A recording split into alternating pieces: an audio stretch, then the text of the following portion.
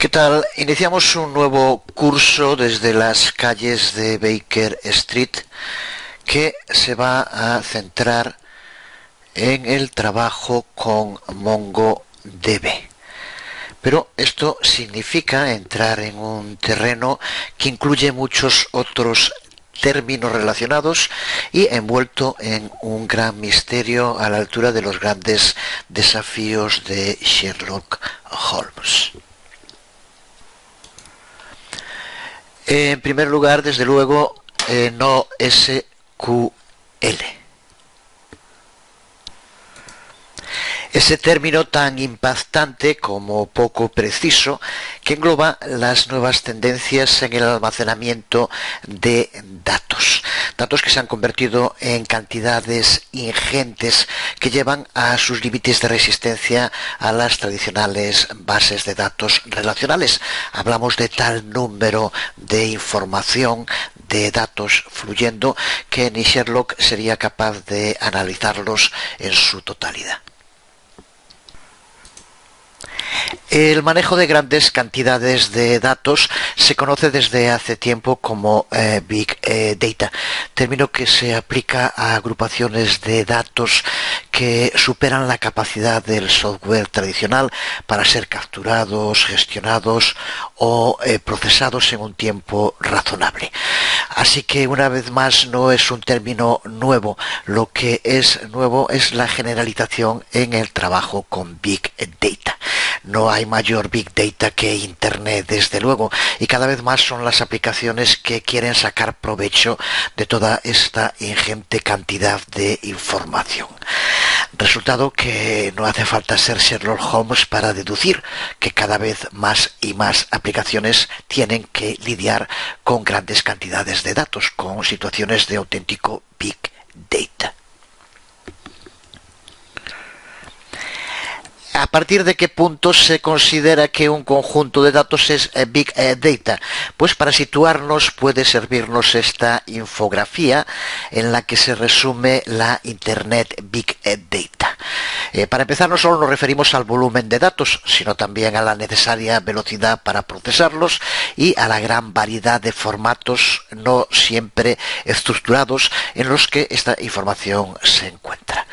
Cada día se crean en Internet 2,5 trillones de bytes, es decir, 2,5 millones de billones de bytes.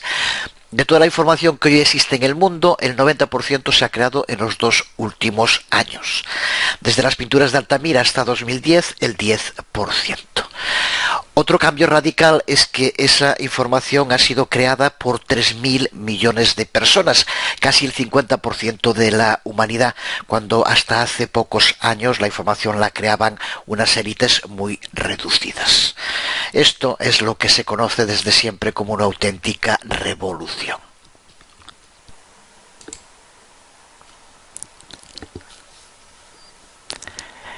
Estamos, por tanto, ante un tema que excede con mucho al tema concreto de las bases de datos. Al proceso mecánico de elaboración de consultas, almacenamiento y recuperación de información, que es para lo que se usa cualquier base de datos.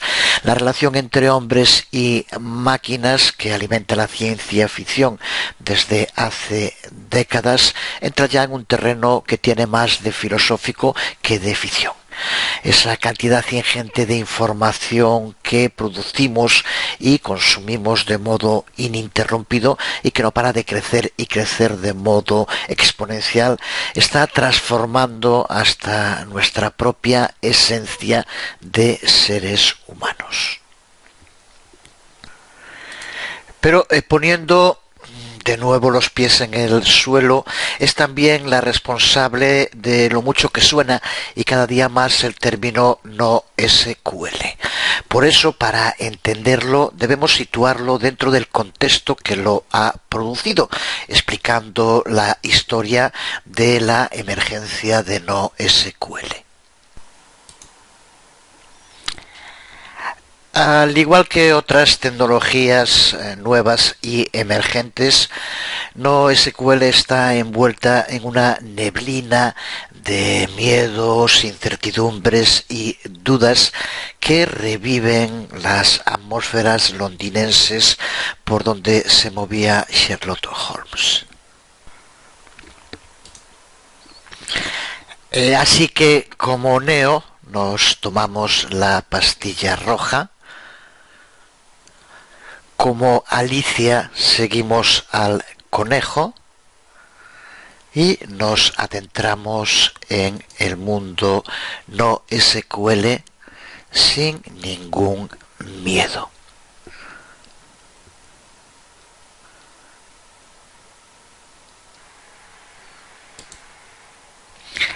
Que estamos ante un tema que trasciende con mucho la mera mecánica de cómo tratar los datos. Lo demuestra también la enorme polémica que se ha generado entre los desarrolladores con distintas posturas y divisiones. Podemos hablar de tres grupos cuando se trata de opinar sobre NoSQL.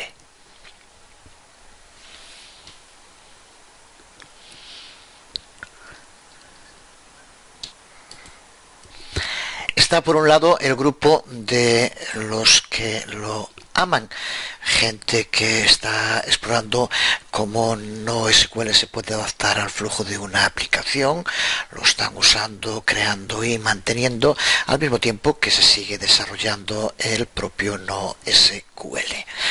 Está también el grupo de los que lo rechazan, por no decir que lo odian. Los miembros de este grupo están centrados en destacar las deficiencias de NoSQL o en probar su inutilidad. Y en tercer lugar, el grupo que de momento puede que sea el más numeroso de los que lo ignoran. Los desarrolladores de este grupo son los que podemos considerar los agnósticos, bien porque siguen esperando a que la tecnología madure o porque creen que NoSQL es un capricho pasajero más y usan este desprecio para escudarse de lo que se denomina en Internet los hypes o las montañas rusas. Se ha incluso teorizado sobre el hype cycle y se indica con esto que cuando aparece un nuevo tipo de software suele haber una especie de explosión que posteriormente se reduce muchísimo. Pero como siempre, tanto en el grupo de los amantes como en el de los que odian NoSQL hay distintos rasgos de creyentes, desde los moderados a los más extremistas. Pues desde la perspectiva de los amantes moderados intentaremos a lo largo del curso explicar por qué NoSQL es una poderosa herramienta especialmente idónea para determinados trabajos, pero que también tiene sus carencias y deficiencias. Me gustaría, como intento al menos hacer siempre, hablar de NoSQL con una mente abierta, sin prejuicios. Una vez que la conozcas y compares, estarás listo para hacer tus propios juicios y saber cómo aprovecharla adecuadamente para su aplicación específica a los distintos casos de uso. Por eso empezamos este curso con una introducción al meollo, al tuétano de NoSQL, de un modo suave entender lo que se esconde detrás de este término que ya dije antes que puede considerarse como muy poco apropiado. Los propios la gente que inició todo este proceso tienen incluso sus dudas sobre el acierto del término, pero desde luego que es un término que suena muy bien, que se ha hecho muy mediático. NoSQL suena magnífico. Lo que nos vamos a centrar aquí es en cuáles son sus características, cuáles son sus casos de uso típicos y dónde debemos colocarlo dentro de la pila de creación de una aplicación. NoSQL es literalmente una combinación de dos palabras, no y SQL. La implicación de esto es que NoSQL es una tecnología o producto que contrarresta a SQL. En definitiva, que niega a SQL. Muy probablemente los creadores y los denominados early adopters de esta nueva palabra de moda NoSQL no querían decir justo eso. Probablemente querían decir no RDBMS o no relacional, pero se encapricharon de lo bien que sonaba NoSQL y se acabó generalizando. Más tarde algunos han propuesto denominarle non-rel como una alternativa a NoSQL y otros han intentado salvaguardar el término original, pero proponiendo que NoSQL realmente lo que quiere decir es un acrónimo de Not Only SQL, no solo SQL.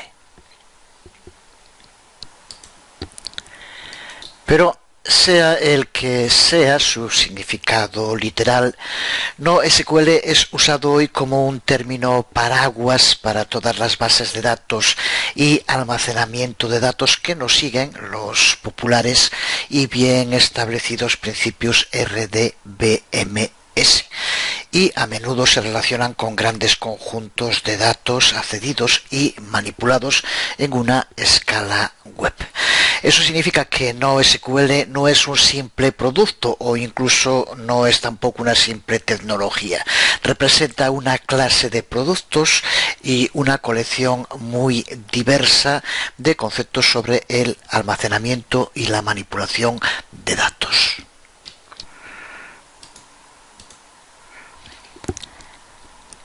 Antes de empezar con los detalles de los tipos de NoSQL y los conceptos que los fundamentan, es importante situarnos en el contexto en el que emergió NoSQL.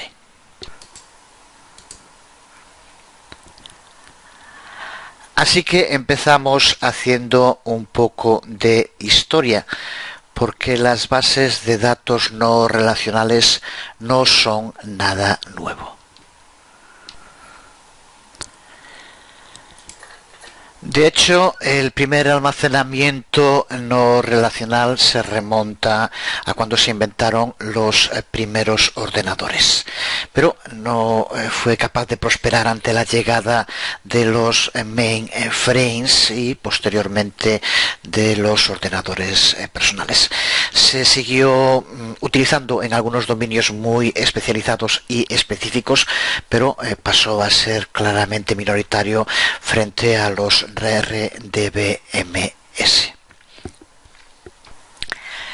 Pero los almacenamientos no relacionales que han ido apareciendo en los últimos años en torno al término NoSQL son una nueva encarnación. Nacieron dentro del mundo de las aplicaciones en Internet que se denominan masivamente escalables. Estos almacenamientos NoSQL, no relacionales en su mayoría, fueron concebidos dentro del mundo que se conoce como Distributed and Parallel Computing, el mundo de la computación distribuida y en paralelo. Empezando con Inktomi, que puede ser considerado como el primer verdadero motor de búsqueda y en un proceso que culmina con Google. ¿Por qué? Porque aparecen estos nuevos sistemas que se engloban bajo el nombre de NoSQL. Ya comentamos antes que tiene que ver con este movimiento masivo y constante de cantidades enormes de datos que hacen que el sistema tradicional RDBMS, Relational Database Management System, empiece a mostrar claros síntomas de estrés y no es capaz de escalar al nivel que le exigen este tipo de aplicaciones. Porque sin entrar en otro tipo de discusiones, está claro que el que sigue siendo el sistema más ampliamente adoptado para manejo de bases de datos, que es el relacional, el RDBMS, tiene su propio conjunto de problemas que aparecen cuando se aplica a grandes cantidades de datos, a datos masivos. Y estos problemas, de los que hablaremos un poco más en detalle, se relacionan con la necesidad de un procesamiento más eficiente, con la necesidad de poder llevar a cabo procesos de paralelización que también sean efectivos, manejar mejor la escalabilidad de la información y reducir los costes. Como digo, hablaremos un poco más en detalle sobre cada uno de estos problemas y las posibles soluciones que NoSQL, como término muy genérico, intenta dar. Para entender bien qué es NoSQL, primero debemos tener claro cuáles son los desafíos que se le plantean a las bases de datos relacionales para los que no tienen una respuesta efectiva. Todos los RDBMS asumen una estructura bien definida de datos. Esos datos tienen que ser uniformes y las propiedades de estos datos deben poder definirse por adelantado. Y además sus relaciones tienen que estar siempre muy bien establecidas y ser referenciadas de forma sistemática. Los RDBMS también dan por supuesto que podemos dar consistencia a conjuntos de datos mediante el uso de los índices y que estos índices pueden ser utilizados de modo uniforme y reglado para facilitar, para llevar a cabo de modo más rápido las consultas. Todos estos principios son los que han definido el almacenamiento y recuperación de información en las últimas décadas y funciona. Pero desafortunadamente los sistemas RDBMS comienzan a mostrar signos de debilidad tan pronto como alguna de estas suposiciones de estos principios dejan de ser válidos. Es también cierto que los RDBMS pueden tratar de encontrar soluciones para algunas de estas irregularidades y falta de estructura. Pero en el contexto de grandes conjuntos de datos dispersos, con estructuras vagamente definidas que cada vez dominan más en Internet, los RDBMS exigen demasiados ajustes forzados y esto repercute en la rapidez, en la efectividad y en el propio coste de los procesos. Cuando un RDBMS trabaja con conjuntos masivos de datos, empieza a buscar cómo saltarse muchos de los principios que enumerábamos hace un momento. Empieza por desnormalizar tablas, por disminuir las limitaciones, relaja las exigencias en las transacciones, con lo que puede acabar funcionando, pero porque ha llevado a cabo un proceso en el que se ha convertido prácticamente en una base de datos NoSQL. Es lo mismo que construir un coche, pero luego resulta que es demasiado pesado, demasiado grande, demasiado contaminante. Para solucionarlo le vamos quitando piezas y más piezas y más piezas hasta que acaba convirtiéndose el coche en una bicicleta. Funciona, pero todo habría sido mucho más sencillo si hubiéramos creado desde un principio una bicicleta. Así que resumamos, la gran aportación de lo que conocemos como NoSQL es su flexibilidad. Alivia los problemas que impone un RDBMS y hace mucho más fácil trabajar con gran cantidad de datos dispersos. Pero esta flexibilidad también tiene su precio.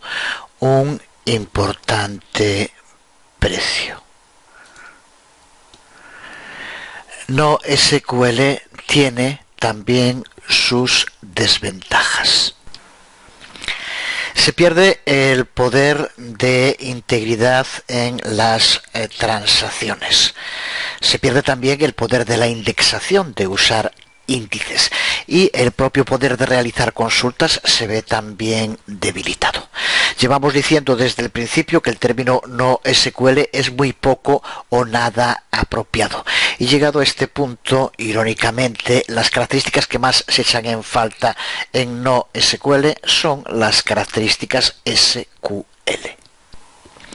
Eso explica que todos los esfuerzos de los desarrolladores en NoSQL están orientados en equipar a esta, llamémosle nueva tecnología, aunque ya queda claro que engloba muchas tecnologías. Quieren equiparlo con la mayoría de las características con las que cuenta SQL. Por eso me he decidido para este curso a usar MongoDB, que desde luego no es la única, pero sí que es una de las bases de datos NoSQL más preocupada por aumentar sus capacidades SQL, por decirlo así. En gran medida el futuro de NoSQL será si consigue muchas de las capacidades que nos permite el lenguaje de consultas estructurado SQL. Ese es su gran desafío. Pues al final, con todo esto que llevamos visto, ¿a dónde crees que vamos a acabar yendo a parar, como ocurre casi siempre? Incluso en temas relacionados con Internet, yo creo que siempre. Vamos hacia California. En California, un sitio que seguro que te suena, llamado Mountain View. Y aquí dentro de Mountain View, pues a los cuarteles generales de Google, donde se encuentran las entrañas de Google. Desde luego es difícil encontrar una empresa que tenga que lidiar más con Big Data. De ahí que también sea de las más interesadas y pionera en encontrar soluciones desde hace años. Tiene un gran equipo trabajando, construyendo toda una infraestructura masivamente escalable para su motor de búsqueda, desde luego, pero también para otras aplicaciones como Google Maps, Google Earth, que ahora mismo estamos utilizando, Gmail, Google Finance, Google Applications, etc. Si pudiéramos entrar en las entrañas de una aplicación, poder mostrarla de un modo físico, nos podríamos encontrar con algo similar a esto que estamos viendo. Lo que intentamos explicar ahora es el método que Google utilizó para solventar los problemas que se le planteaban con su aplicación. Ese método de Google consistió en solventar el problema en cada uno de los niveles de la pila de la aplicación, del stack de la aplicación. Lo que buscaba con esto era construir una infraestructura escalable para el procesamiento paralelo de grandes cantidades de datos.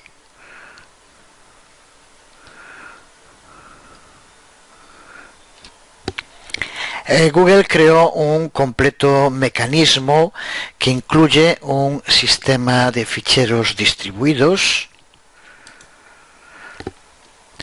un almacenamiento de datos column family, un sistema de coordinación distribuida y un entorno de ejecución de algoritmos paralelos basado en MapReduce. Se trata de muchos términos nuevos. Tampoco te preocupes si no los entiendes todos en detalle. Pero sí que nos vamos a parar un poco en dos de ellos. El primero, cuando hablamos de Column Family. Column Family es un objeto no SQL del que hablaremos más en detalle en el curso, pero ahora resumiendo hace referencia a un objeto que contiene columnas de datos relacionados. Se trata de lo que se denomina un tuple, un término matemático que se utiliza en informática y que se generaliza en no SQL. Este tuple consiste en un par de key values, en el que la key está mapeada a un valor que es un conjunto de columnas. En analogía con las bases de datos relacionales, una column family sería como una tabla y cada par key value sería una fila dentro de esa tabla. De todos modos, ya profundizaremos, como digo, en este tema. El otro término del que vamos a hablar es MapReduce, otro término también nuevo. Se trata de un modelo de programación para procesar grandes conjuntos de datos y también es el nombre de una implementación del modelo que ha realizado Google. MapReduce es usado sobre todo para hacer lo que se denomina Distributed Computing o informática distribuida a través de clústeres de ordenadores. Este modelo está inspirado por las funciones map y reduce, que son muy usadas en programación funcional, en la que tampoco nos vamos a parar ahora, aunque sí decir que su utilidad dentro de este framework MapReduce no es la misma que la de sus formas originales. Estas librerías MapReduce han sido escritas en muchos lenguajes de programación, pero una implementación popular libre es la de Apache Hadoop. Google es una gran empresa que funciona de un modo muy diferente al que nos tienen acostumbrado las grandes empresas. Un buen ejemplo está en el desarrollo de toda esta infraestructura de la que acabamos de hablar. Una vez hecha, Google publicó y presentó una serie de documentos en las que se explica de modo muy preciso todas las piezas claves de esta infraestructura. Estos documentos están accesibles a través de Internet y puedes verlos, aquí lo tenemos en static.googleusercontent.com. El primero de ellos, el de Google File System, donde explica el sistema de archivos que utiliza Google en esta infraestructura. Un segundo documento dedicado a MapReduce, en el cual explica cómo se puede simplificar el procesamiento de datos en grandes clústeres cuando se está utilizando una cantidad enorme de ordenadores que están funcionando agrupados. El tercer documento clave dedicado al sistema de almacenamiento distribuido, como vemos, son todos los temas clave de los que hemos estado hablando hasta ahora. Y un último documento dedicado a los sistemas de informática distribuida. Y la publicación de toda esta información sobre la infraestructura de Google fue mucho más que un gesto. Va a tener unas enormes repercusiones, de las cuales NoSQL es una de ellas. Desde luego que despertó un gran interés entre todos los desarrolladores open source. Los creadores del motor de búsqueda open source, Lucene, fueron los primeros en desarrollar una versión open source que replicaba algunas de las características de esta infraestructura de Google que acabamos de explicar. Posteriormente, el núcleo de los desarrolladores de Lucene se unió a Yahoo, donde con la ayuda de muchos otros crearon un auténtico universo paralelo que mimetizó todas las piezas de la pila de computación distribuida desarrollada por Google. Y esta alternativa open source es Hadoop, sus subproyectos y los proyectos relacionados. Podemos encontrar más información, códigos y documentación sobre Hadoop en la página hadoop.apache.org. Sin entrar en la exacta línea de tiempo del desarrollo de Hadoop, en algún momento hacia la primera de sus publicaciones emergió la idea de NoSQL. La historia de quien acuñó el término NoSQL es irrelevante, pero sí es importante destacar la emergencia de Hadoop, que va a constituir los cimientos para el rápido crecimiento de NoSQL. Pero es muy importante tener en cuenta que va a ser sobre todo el éxito de Google el que va a ayudar a impulsar esta adopción saludable de los conceptos de la nueva era de la computación o de la informática distribuida. Primero es el proyecto Hadoop y NoSQL, y a continuación muchos otros de los grandes se van a apuntar también.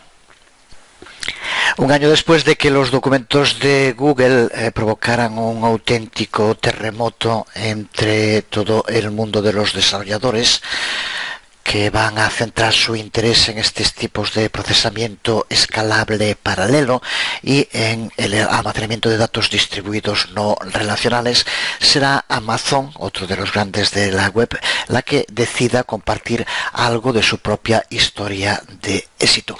En este caso, solo algo. Se trata de Amazon DynamoDB, como aquí ya lo pone claramente, un servicio de datos NoSQL totalmente gestionado y que ofrece un rendimiento rápido y predecible gracias a una perfecta escalabilidad. Aquí resume también perfectamente lo que son los principios de NoSQL. De todos modos, se trata de una base de datos NoSQL cerrada y por lo tanto no accesible, aunque sí que ha hecho pública información interesante sobre el modo de funcionamiento. Este documento también podemos verlo online en la página que tenemos aquí en pantalla, y de nuevo se centra en los temas que ya decimos que son la clave: la construcción de sistemas altamente escalables y con un sistema de distribución muy robusto.